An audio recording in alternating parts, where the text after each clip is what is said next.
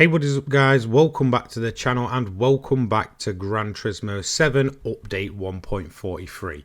It's that time once again where I go through all of the cars of the update and review them one by one, and we'll start off with perhaps one of the most anticipated leaked cars in GT7 history, the Mitsubishi Lancer Evolution IX, which finally arrived with update 1.43 and serves as this standout car of the 3 new cars that came to the game. So was it worth all of the car begging and all of the hype surrounding this leaked car from that leaked car list? Well, today we're going to find out. We're going to start off with the price point first. Now, in terms of this vehicle, it's one of the rare occasions that a vehicle has 2 ways to be purchased, this time from a used car dealership as well as brand central. It sets quite nicely in that sort of early 2000 period where sometimes you will be able to pick up a car in both used and new form. 92,000 credits for the used version, again depending on mileage and such. However, if you want to buy it brand new for an extra 8,000 credits, you can pick one up for 100,000 credits, so really not too expensive. PP rating of 506.66, 4-wheel drive, 277 brake horsepower, weighing 1,420 kilograms, and obviously turbocharged.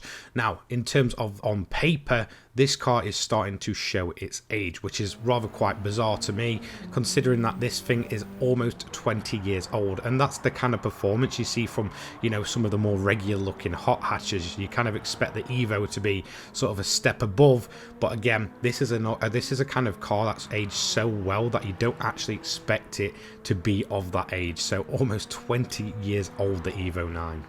So it's time to get into the nitty gritty of the review. We'll talk about performance, handling, overall in terms of the looks and the kind of legacy of this vehicle, and if obviously it was worth the hype. We'll start off with the base model, but I will mix in some comments on the fully upgraded version as well after having some time with both versions. Now let's start off with the car itself, the Lancer Evo 9. It kind of falls into the same generation from the kind of the 7, 8 and 9. We had that very, you know, typical look about them, and then obviously onto the Evo 10, which was a complete, I guess, different vehicle, and obviously it did end there in terms of the overall Evo lineup, or Lancer Evolution should I say. Now, one of the cars I am going to refer to quite a bit in terms of this review was my favourite post-launch car of 2023, which was the Lancer Evolution 3, which kind of came out of nowhere and then ended up providing me hours and hours of fun, as well as being one of the best overall cars I've ever driven in GT7. Do I expect the Evo 9 to go that way?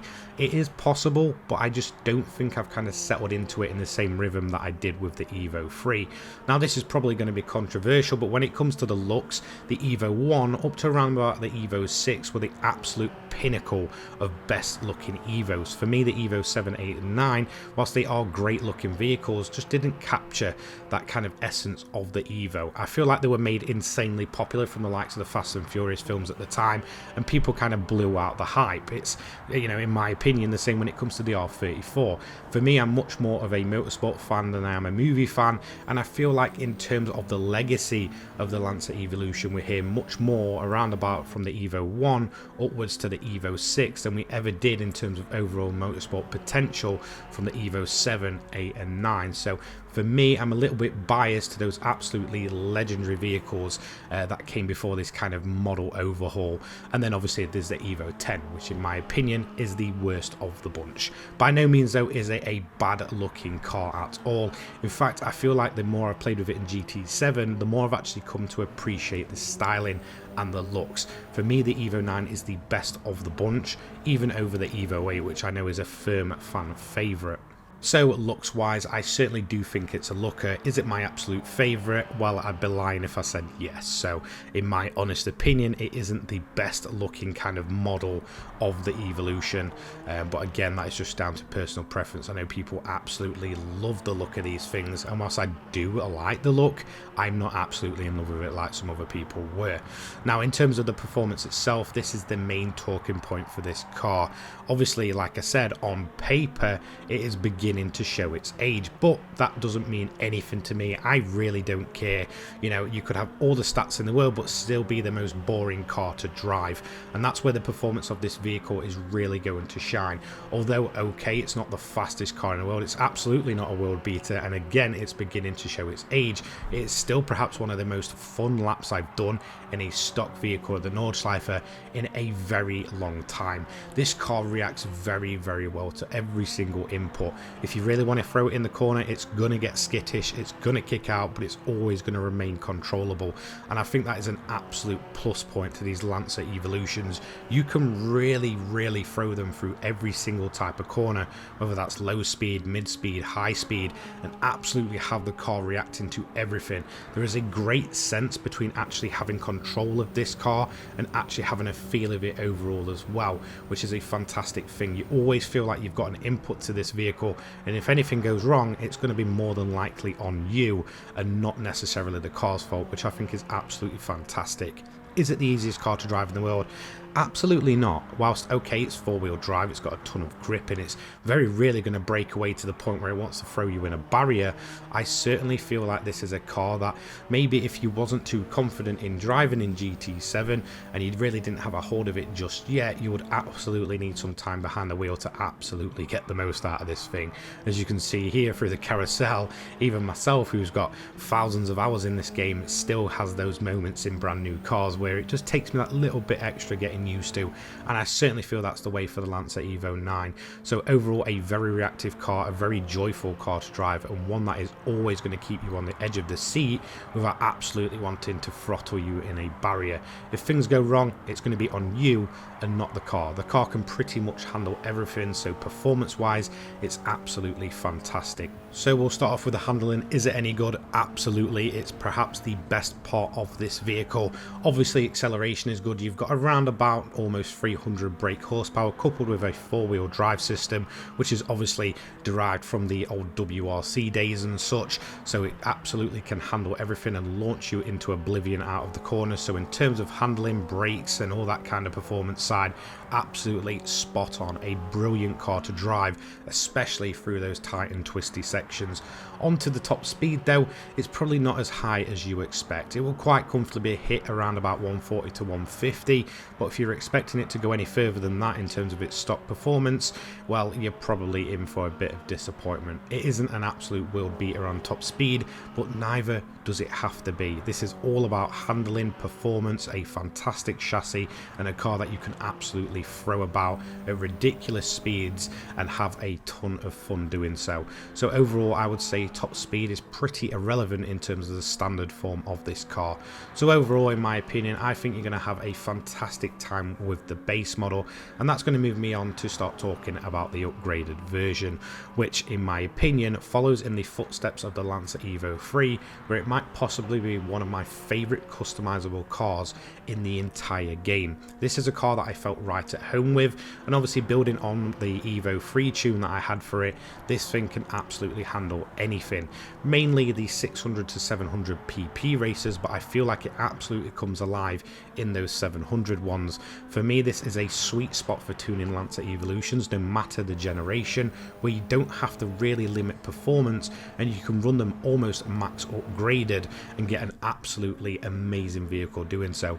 Again, top speed is relatively low. Obviously, when it comes to grinding events, you will have to run them in the sort of leaner fuel mode, so you can't absolutely go for maximum power all the time, but that's because it is a road vehicle. So I am happy to report that when it comes to being an upgradable vehicle, one that actually has its use in game, the Evo 9 certainly settles in with the rest of its brothers around the generations of Lancer Evolutions. It's a fantastic car. Again, once you start getting them upgrades on and start getting that sweet spot, you can absolutely be driving this thing around forever. It has a ton of use, which is one of the key things to a car being good in GT7, and it doesn't feel like it kind of gets left to the side and completely forgotten about. I feel like people will have a ton of fun absolutely going ham with this car, upgrading raiding it, running it standard, going off-road with it. It's just a very versatile machine, and it's absolutely fantastic to see it in GT7.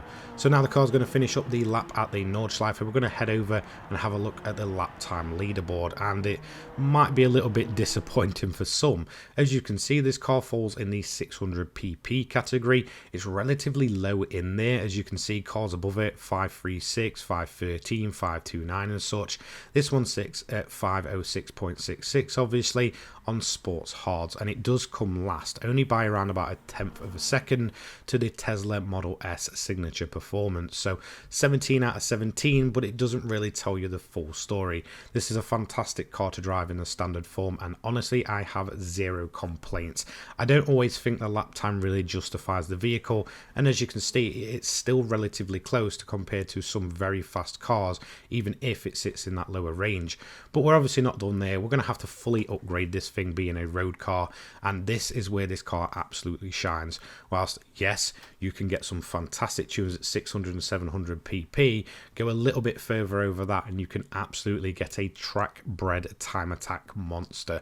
So if you are one of those guys that likes to absolutely throw in lap times and build some time attack builds, I feel like an absolutely balls to the wall fully upgraded Lancer Evolution 9 is going to be right up your alley. As you can see, I've got a bit of a Mines livery on here, full time attack style, and we're going to hit up the high speed ring.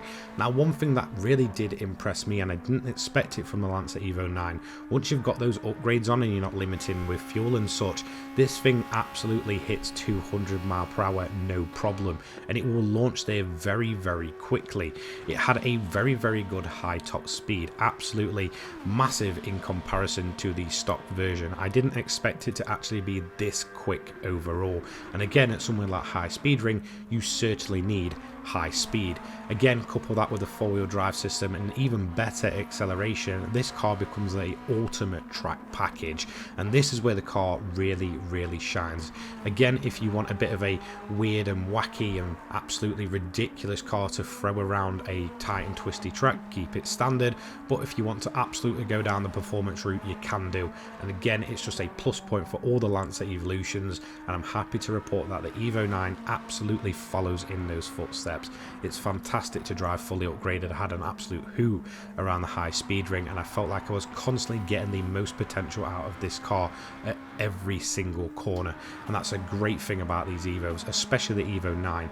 You feel like you're always getting the best out of the car. There is no kind of, letting off with this thing.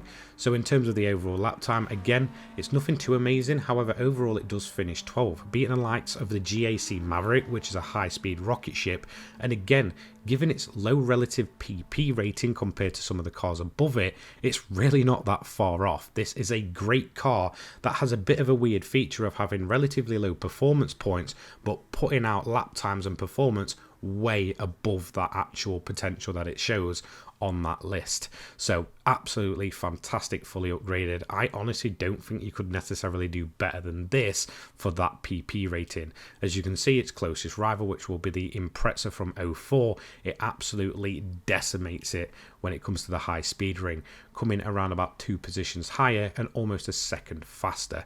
So overall, the Evo 9, was it worth the car begging? Was it worth the wait on that leak car list?